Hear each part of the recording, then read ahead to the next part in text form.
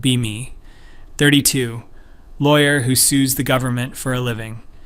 Genuinely believe in equality. I've fought housing discrimination and workplace harassment. Consider myself a feminist, but not the caricature kind. Just someone who thinks women deserve fair treatment. Been single for 2 years now, not by choice. Tonight, I'm at my friend Rachel's apartment for wine night. She's a pediatric surgeon, brilliant woman, also perpetually single. I matched with another guy on Hinge, she says, pouring her third glass. Let me guess, I say. He seemed great via text, then flaked on the date. Worse. We scheduled drinks for Thursday. I texted to confirm Wednesday night. He said, and I quote, "Actually, I'm in the middle of a really important raid progression with my guild. Can we do this some other time?" Rachel shows me his profile. He's a software engineer, good-looking, 34 years old, seems to have his life together. What the fuck is raid progression? I ask. Something in World of Warcraft. I Googled it. We both sit there in silence. This isn't the first time something like this has happened. I think about my last 3 dating app conversations. One guy seemed engaged for 2 days, then ghosted completely. Found out later from a mutual connection he wasn't really looking for anything serious, just kind of going through the motions. Another explicitly told me he was taking a break from dating to focus on myself and my hobbies. His hobbies, according to his Instagram, Elden Ring, competitive League of Legends, building gaming PCs. What's happening with men? Rachel asks, genuinely bewildered. I don't know, but I'm starting to notice a pattern. The next week at work, I'm grabbing coffee with James from the contracts department. He's 29, smart, funny, decent looking. I've wondered why he never seems to date anyone. James, can I ask you something personal? He shrugs. Sure. Why don't you date? Like, I've known you for 3 years and you've never mentioned a girlfriend or going on dates or anything. He stirs his coffee for a long time. Honestly, it feels like too much effort for inevitable disappointment. What do you mean? I tried the apps for a while. Maybe got a match every couple of weeks. When I did match, conversations went nowhere. The few dates I got, I could tell I wasn't measuring up. Measuring up to what? He laughs, but it's not a happy sound. I don't know. The checklist. I'm not 6 feet tall. I make decent money, but I'm not rich. I'm not super exciting. I just exist. And that's clearly not enough. So, you just gave up? I redirected my energy to things that don't make me feel like shit about myself. I have my friends, my D&D group, my gaming. At least when I'm playing Baldur's Gate, I don't feel like I'm constantly being evaluated and found wanting. I want to argue with him, but something about his tone stops me. He doesn't sound angry or bitter. He sounds tired, defeated, kind of sad. That weekend I'm visiting my mom. She asks, as she always does, about my dating life. Mom, did you notice fewer men wanting to date when you were my age? She laughs. Sweetheart, when I was your age, it was 1995. Men asked women out all the time.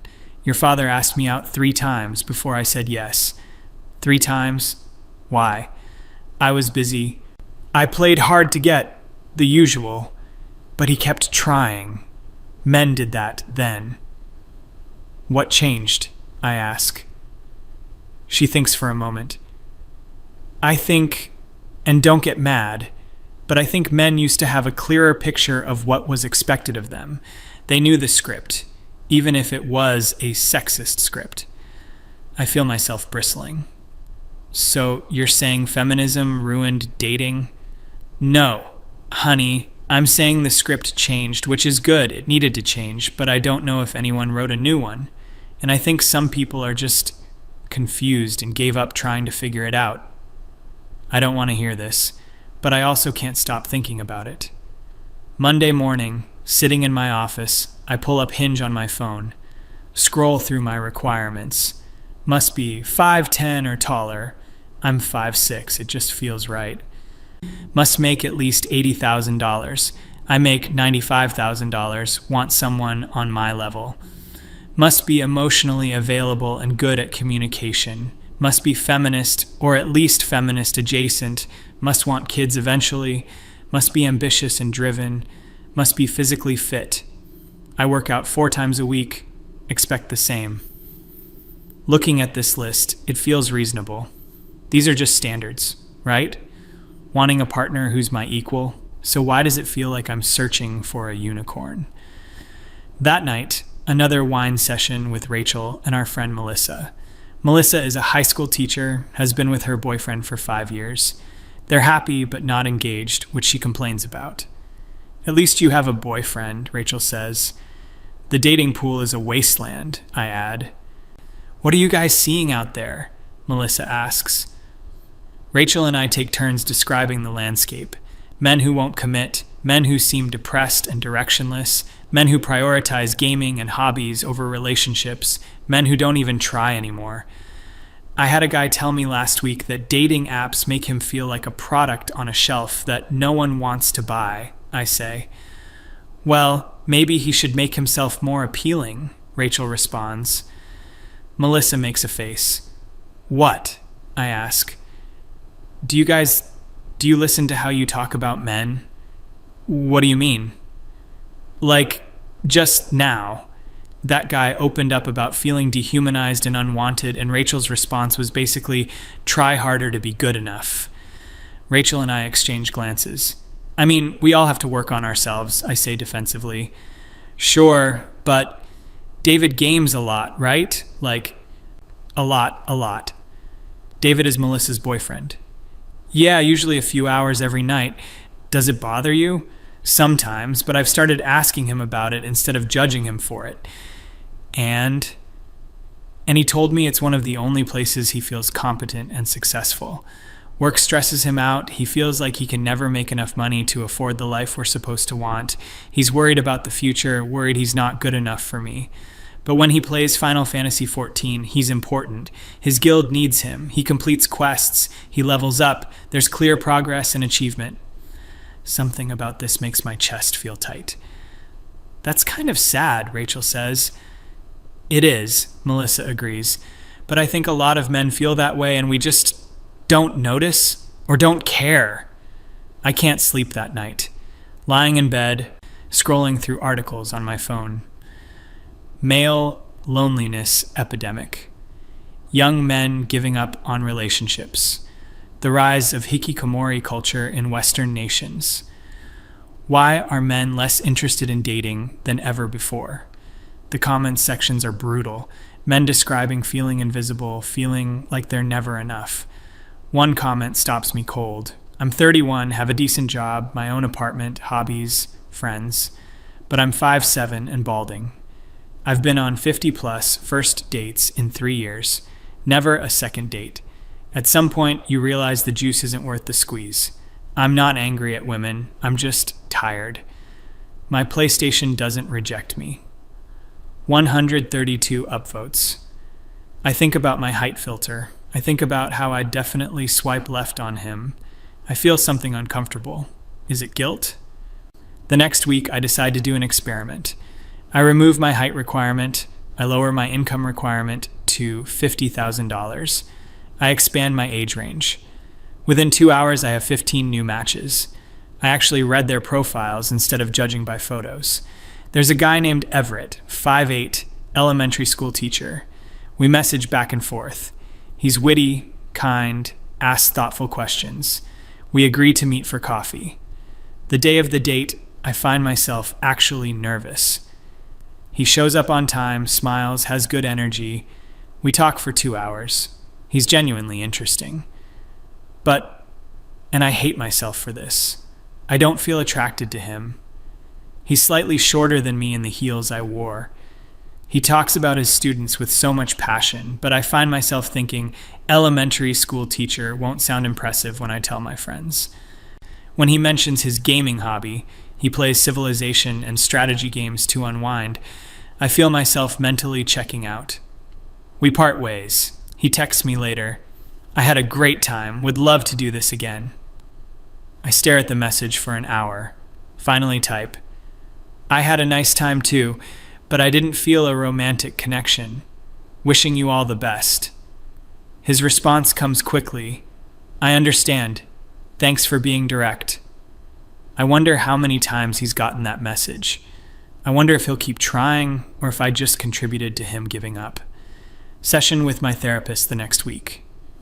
I've been seeing a therapist for 2 years for work stress. Today I want to talk about this. I'm starting to wonder if I'm part of the problem, I tell her. What problem? The reason men are withdrawing. The reason they're choosing video games over dating. The reason so many of them seem depressed and defeated. Tell me more about that. I explain everything. The patterns I'm seeing, the conversations I've had, my own contradictions. I say I want equality, but I want men to initiate.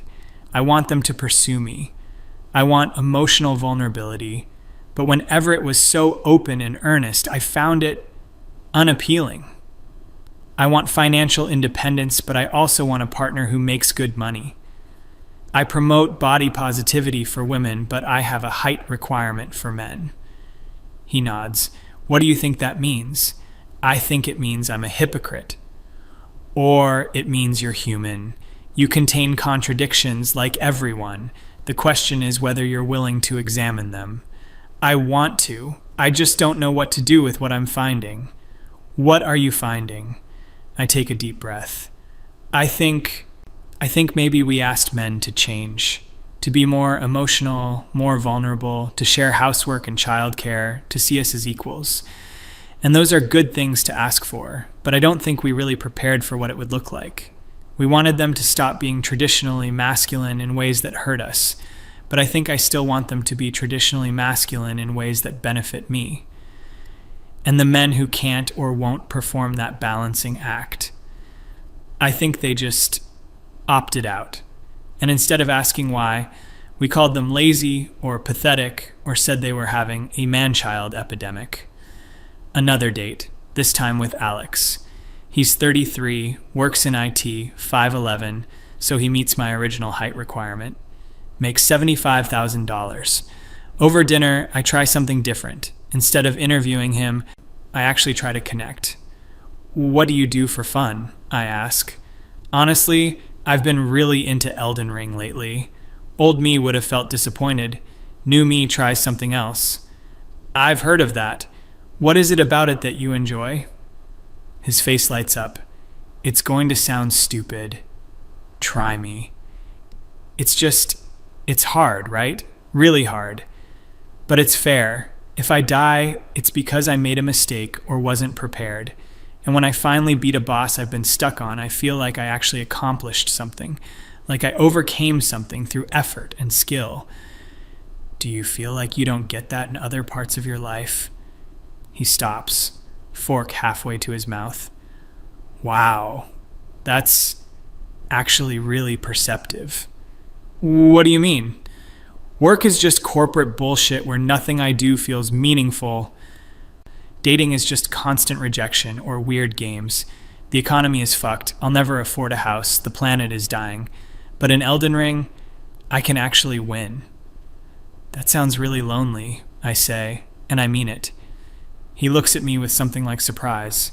It is, but it feels safer than the alternative, which is trying to meet someone's impossible standards and failing.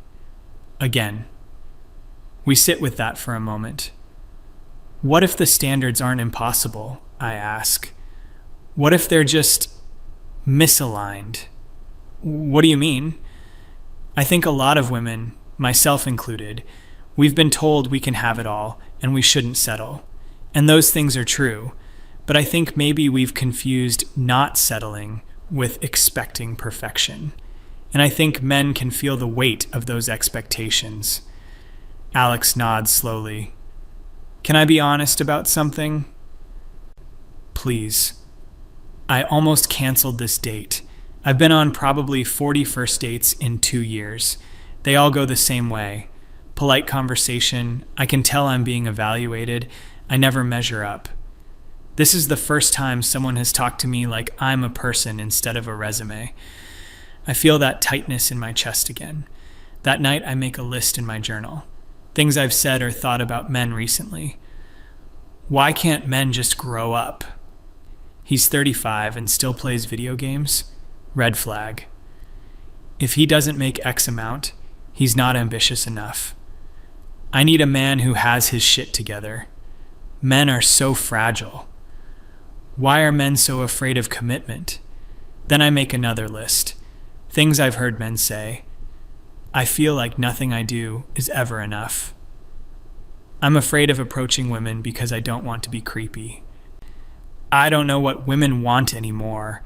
I can't afford to be the provider, but I'm judged if I'm not.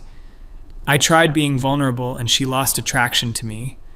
I'm lonely, but dating makes me feel worse. I stare at both lists. I think about how many conversations with Rachel and Melissa and other friends where we diagnosed what was wrong with men, how we never once asked if we might be contributing to the problem. The next week, coffee with James again. Can I ask you something else? I say. Sure. Last time we talked, you said dating made you feel like shit about yourself. Can you elaborate? He looks surprised I'm bringing this up again. Why do you want to know? Because I'm trying to understand. Really understand. He considers this. Okay, so I tried Hinge for about 6 months. I put effort into my profile, good photos, wrote thoughtful prompts. I'm not a bad-looking guy, I don't think, but I'm not tall, I'm not rich, I'm not super charismatic. Okay. I sent out maybe 50 to 60 likes with personalized messages, got maybe 5 matches. 3 never responded to my first message. 1 conversation died after 3 exchanges. 1 turned into a date. How did it go? She spent the whole time looking over my shoulder at her phone. When the check came, I offered to split it, and she looked annoyed. At the end, she said, "Thanks, this was fun," in a tone that clearly meant it wasn't. I never heard from her again. That sounds awful. It was. But the worst part? I went home and saw she posted on Instagram about suffering through another mediocre first date. She didn't even blur my face out of the background of 1 photo. Jesus Christ. After that, what's the point? I spent $40, 2 hours in a week of psyching myself up just to be someone's mediocre Thursday night story. Or I could spend that time playing Valorant with my friends where at least I'm wanted. I'm sorry that happened to you. He shrugs.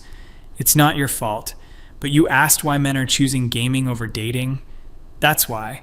Gaming doesn't humiliate you. Gaming doesn't make you feel like you're fundamentally inadequate. Gaming doesn't post photos mocking you to 2,000 followers. I go home and look at my own Instagram, scroll back through the last year, find at least 4 posts where I or my friends made fun of bad dates.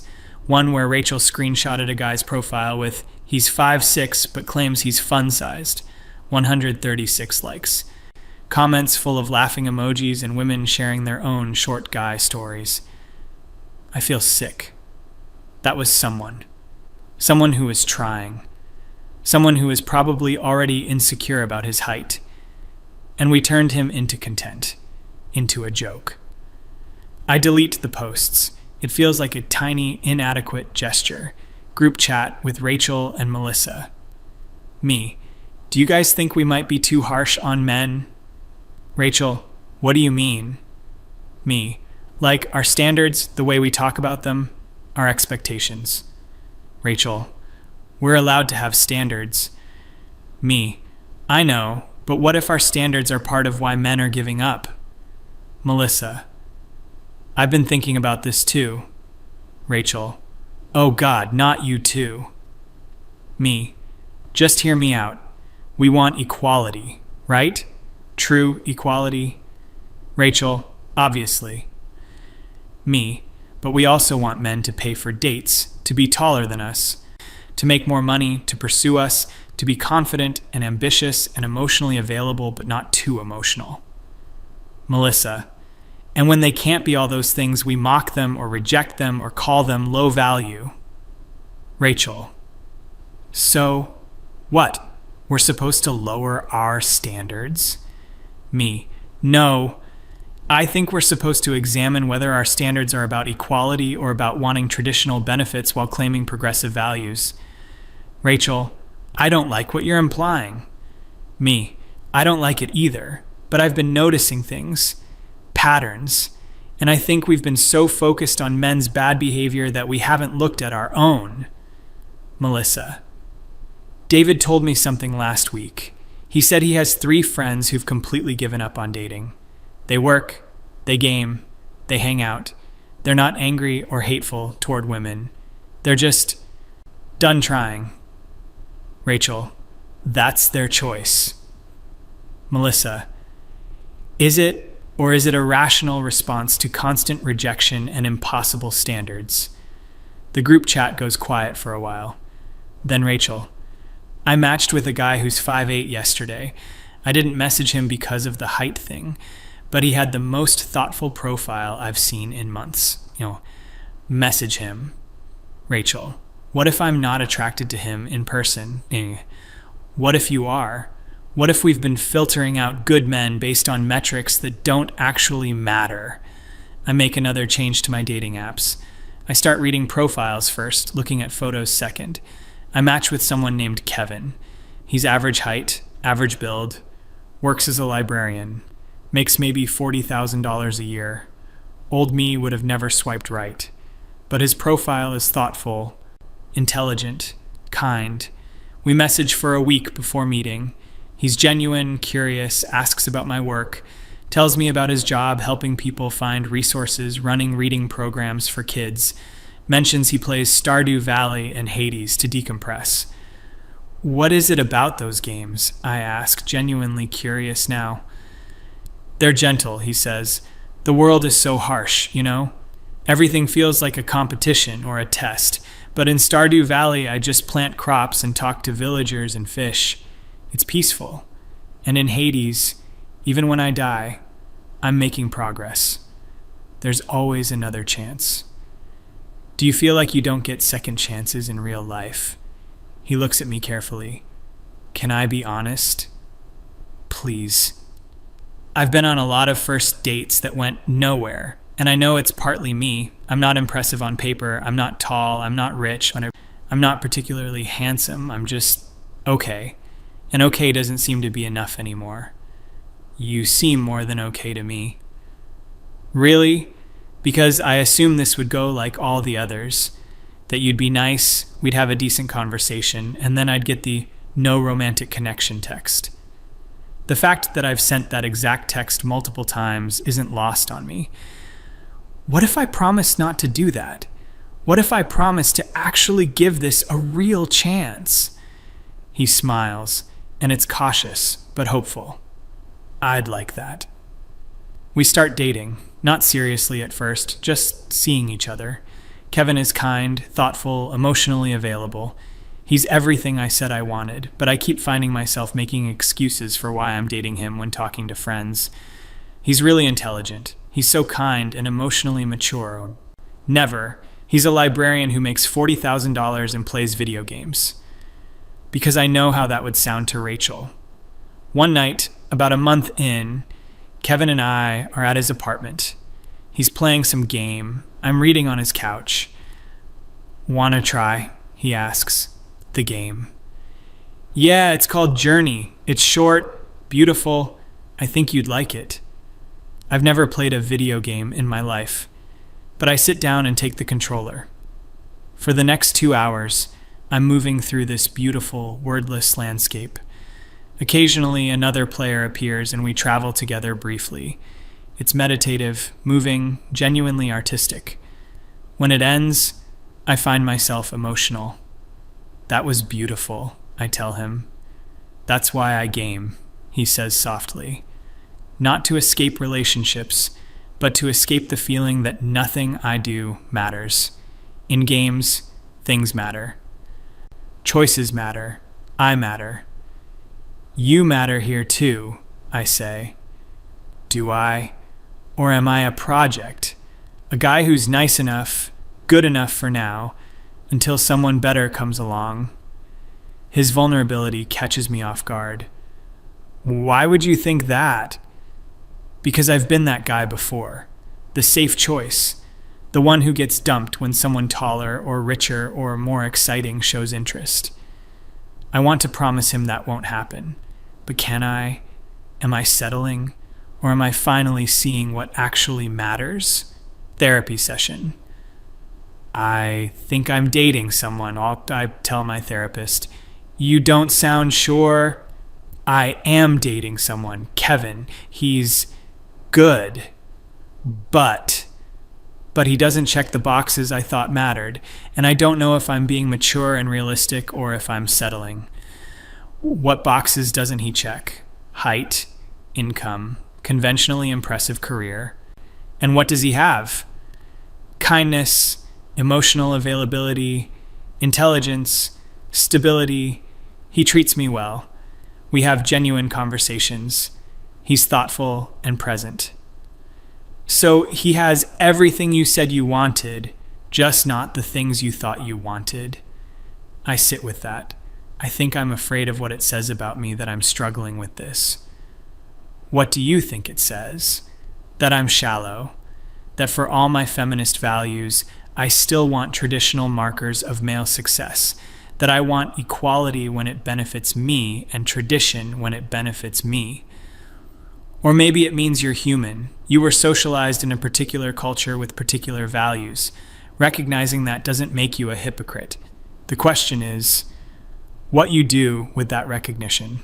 3 months in with Kevin. Rachel finally meets him. We all have dinner together. Rachel and her new guy. Yes, she messaged the 5'8" guy. Yes, they're dating now. Afterward, Rachel texts me.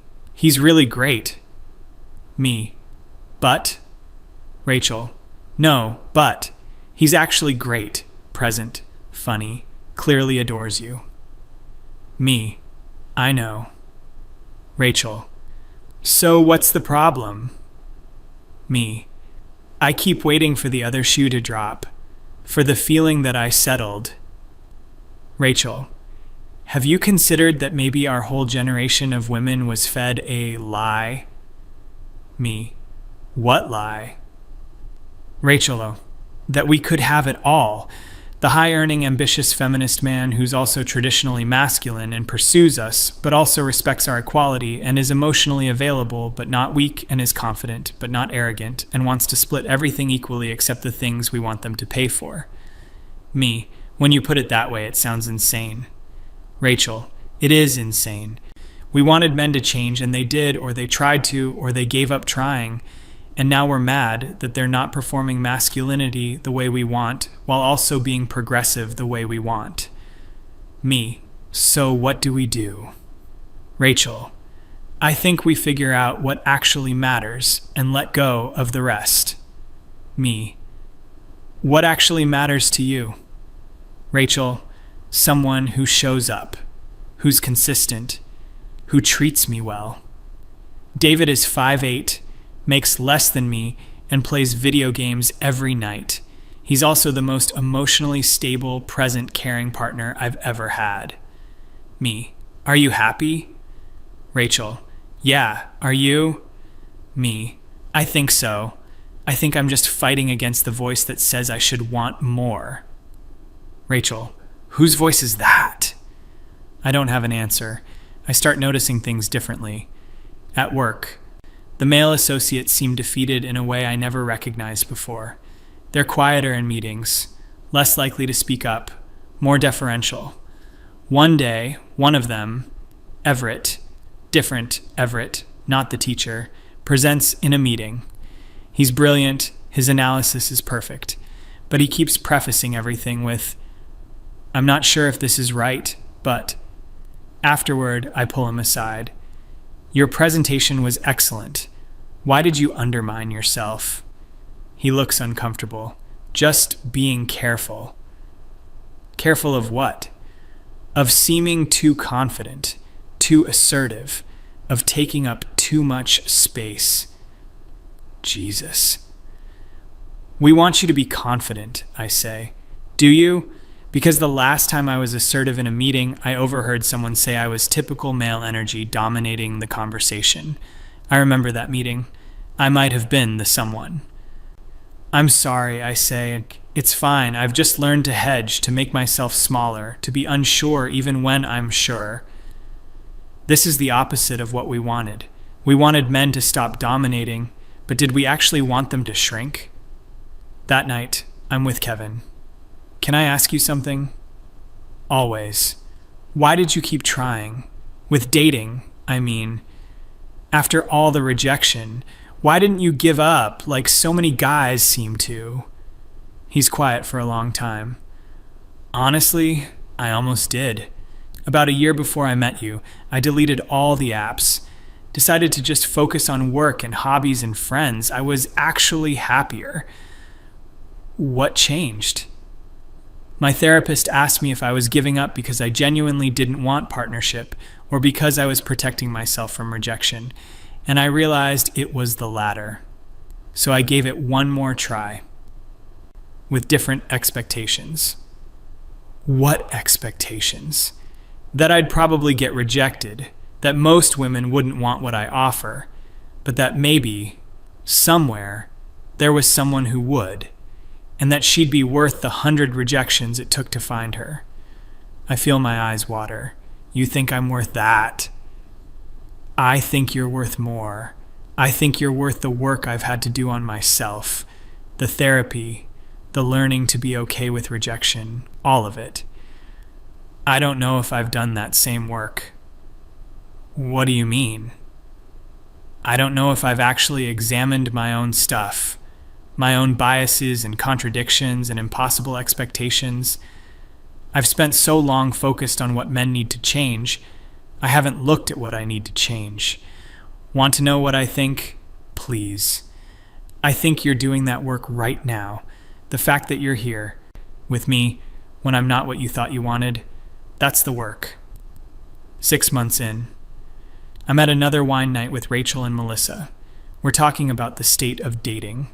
I read an article today, Melissa says, about young men and the loneliness epidemic. Another one? Rachel asks.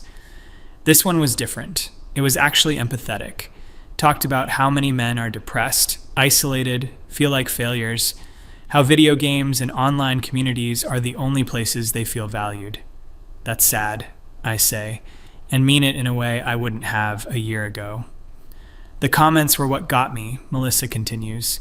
So many men talking about feeling invisible, about being told their problems don't matter because they're privileged, about trying to be what women want and failing and giving up. Do you think we contributed to that? I ask. Both of them know what I mean. Rachel speaks first. Yeah, I think we did. Not intentionally, but yeah. I think we were so focused on our own hurt, our own struggles, that we couldn't see that men were struggling too, I add, just differently. And when they tried to talk about it, we told them to check their privilege, Melissa says. Or we mocked them, Rachel adds, called them fragile, man babies, told them to man up, which is literally toxic masculinity, but we did it anyway. I think about all the guys who opted out, I say, who chose gaming and loneliness over trying and failing again, and I wonder how many of them would have been great partners if they'd been given a real chance. Or if the game wasn't rigged against them from the start, Rachel says. Melissa refills our glasses. So what's the answer? Do we just lower our standards? No, I say. I think we examine which standards actually matter. Height doesn't matter. Income doesn't matter as much as we think. What matters is character, consistency, how they treat us. And we stop punishing them for not being traditionally masculine while also demanding they be feminist, Rachel adds. We accept that they're human, I say, as complicated and contradictory as we are, as hurt and scared and trying to figure it out. Month 8 with Kevin. We're serious now. I'm in love. Actually, in love. My mom meets him and afterward tells me, he's good. He's really good. Even though he's a librarian, I ask, especially because he's a librarian. He has a job that helps people. He's educated, kind, present. What else matters? I used to think a lot else mattered. And now I think I was chasing an impossible standard. The perfect feminist man who was also traditionally masculine, who made six figures but also didn't define himself by work, who pursued me but also respected my agency, who was confident but also vulnerable but also not too vulnerable. My mom laughs. Honey, that man doesn't exist. I know that now. She gets serious.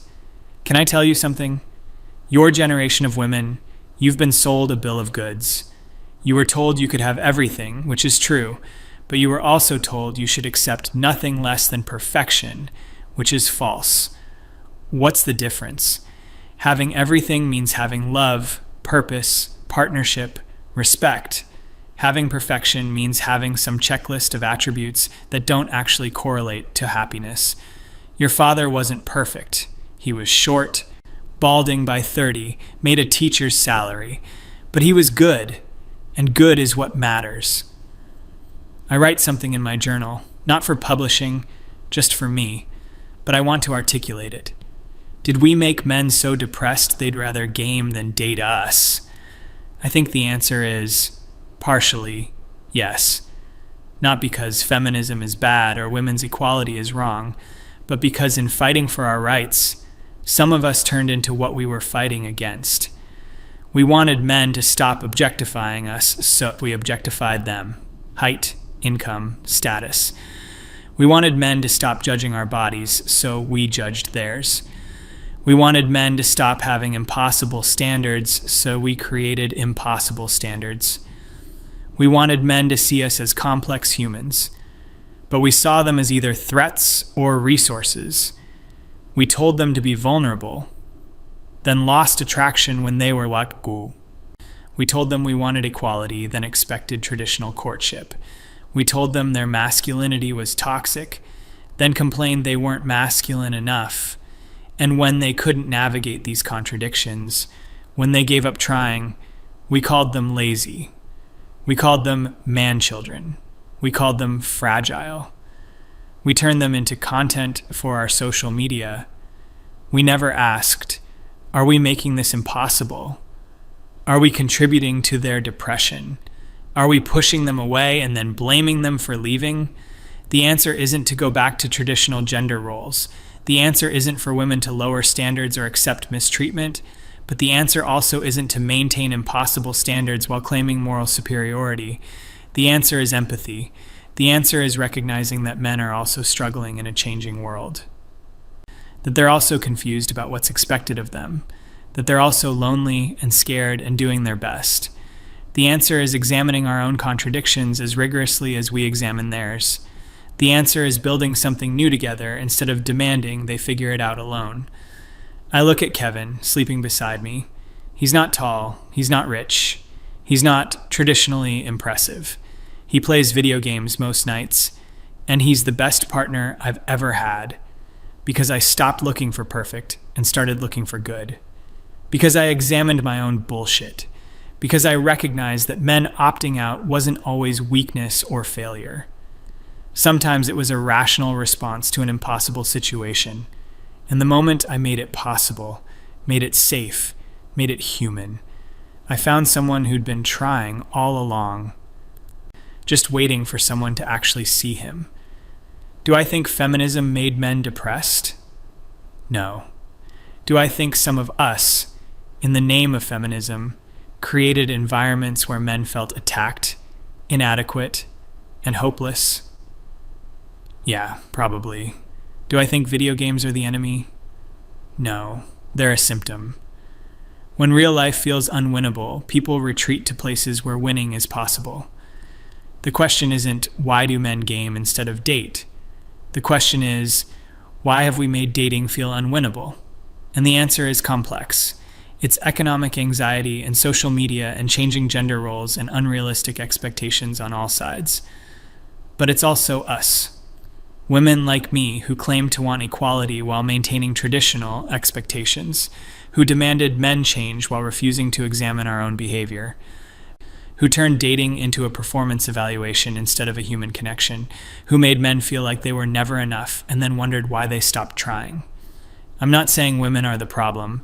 I'm saying we're part of a complex problem, and recognizing that is the first step towards solving it, toward building something better, toward meeting men where they are instead of where we think they should be, toward seeing them as human, as worthy, as enough. Kevin stirs, pulls me closer. "You okay?" he mumbles. "Yeah," I say. "I'm finally okay. And I mean it.